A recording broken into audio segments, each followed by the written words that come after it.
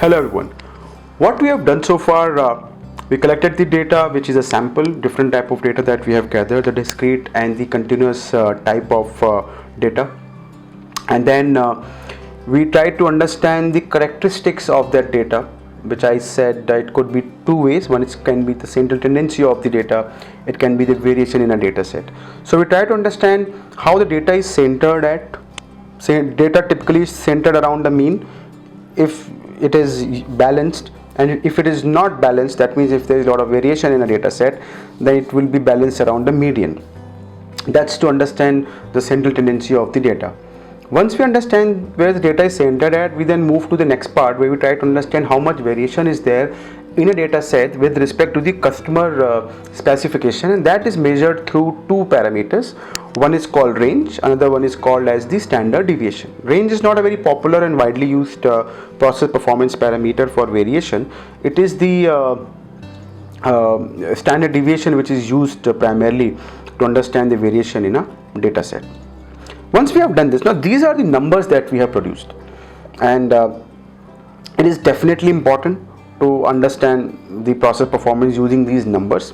But numbers sometimes are not the only way of understanding the process performance, and a lot of time we create pictures or graphs basically, and it's very recommended while we are doing a Lean Six Sigma project. We understand the process performance using the numbers, but we also should try to prepare some graphics around the overall process performance so that we can visualize it better. So here now we are going to use some visualization tools that will help us to understand the overall process performance. So as you can see on my screen, which I just mentioned, in fact summarized in that way, that we have the input, we have the process step, and we have the output. So this entire thing basically that we have been doing. In fact, I'll be talking about this thing a lot. Input, process step, and output, which is y equal to fx that we discussed during the define phase. This is the key. The entire study is to understand the y equal to fx, entire study is to measure it, entire study is to visualize it. So here we are looking at, see, there is an entire process that we have right now. We just measured in numbers. Now we are going to put into a graphical terms here. We'll be using some of the methods here, that is called as the Pareto chart, is one of the very common method. We'll talk about it. We'll talk about the histogram, scatter plots. We'll also talk about a box plot. These are some very common methods to visualize a process, and these are the methods that we are going to use to understand the same central tendency and variation that we just measured in terms of numbers. So that's how we have to look at some of these graph here in perspective. So now if you look into my screen, I'm talking about histogram as a very key method. What a histogram tells us: a histogram is a graphical representation of all the data points. It's the distribution of all the data points here. So it displays the frequency of measurements or observation points within a given data set. What is the purpose of a histogram? It identifies the central tendency, extent of variation, and the range of data. So if you look at the entire tail of the data set from one end to the another, it will tell you how much variation is there in the data set. A histogram can be very wide in nature also. The wider a histogram is, the more variation in a data set will be. Similarly, histogram will also tell you where is the process centered at. So if you look at this histogram here, you will see the 4th, 5th, 6th and 7th bar starting from the left. 4th, 5th, 6th bar, 4th, 5th, 6th and 7th bar. These 4 bar constitute almost 68 to 70% data. That's where 60 to 70% data is lying, if you look at in this area. So this is where the center of a process will be. This is where most of the data is lying right now. So that's what histogram tells you. It also tells you what is the range of this entire data set.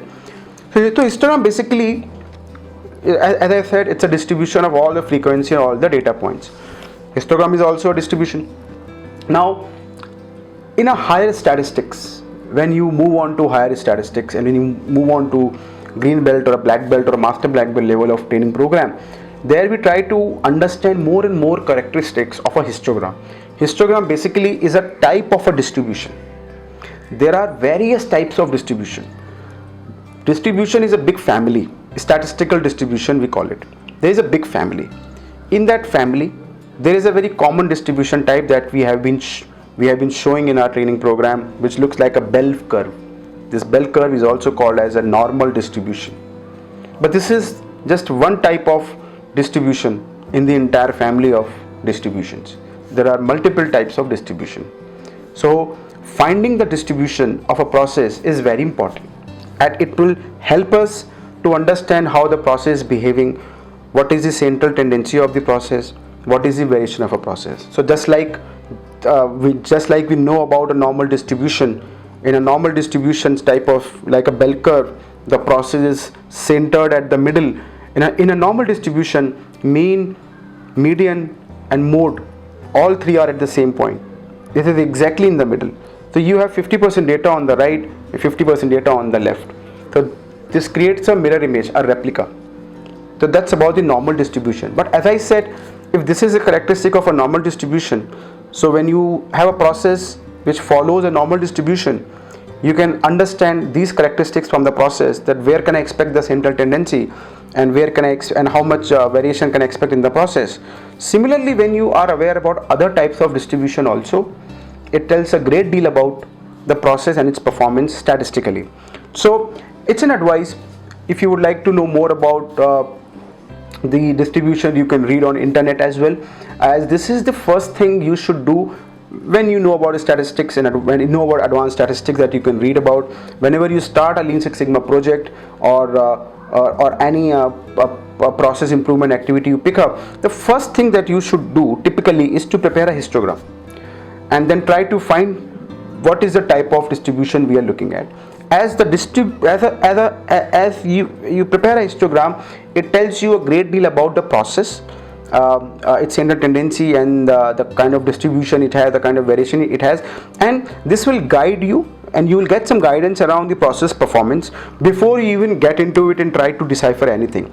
So all the basic statistics that we just read and that we just discussed in the previous session, by preparing a histogram, we are going to get a lot much of detail about the process and the performance. So that is about histogram, and in the next session we'll talk more about some more process performance tools, the graphical methods. Thank you for watching. This is Shivendra Sharma.